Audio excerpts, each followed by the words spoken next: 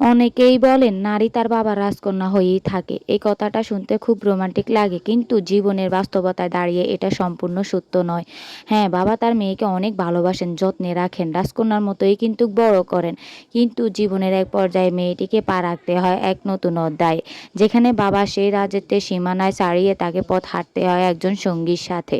তখনই বোঝা যায় নারী শুধু বাবার রাজকন্যা হয়ে থাকলে চলে না, তাকে হতে হয় নিজের জীবনের রানী, নিজের সিদ্ধান্তের অধিকারী। তবে ভাগ্য যদি সঙ্গ দেয়, যদি জীবনে আসে এমন একজন পুরুষ যে ভালোবাসে নিঃস্বার্থভাবে, শ্রদ্ধা করে নিঃস্বার্থভাবে, পাশে থাকা ছায়ার মতো, তবে সে নারীর জীবনে হয়ে ওঠে সত্যিকারের অর্থে রাজকীয়।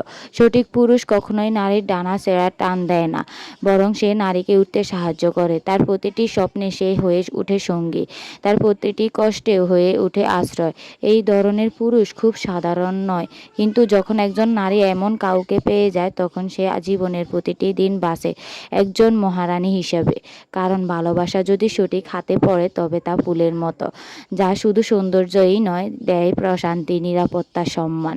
তাই নারী মাত্রই রাজকন্যা, এই ধারণা যতটা সুন্দর, তার চেয়ে অনেক বেশি শক্তিশালী সত্য হলো, নারী তার জীবনের একজন উত্তম পুরুষ পেলে সে হয় একজন মহারানী, যার হৃদয়ে রাজত্ব থাকে এবং ভালোবাসায় হয় অমূল্য।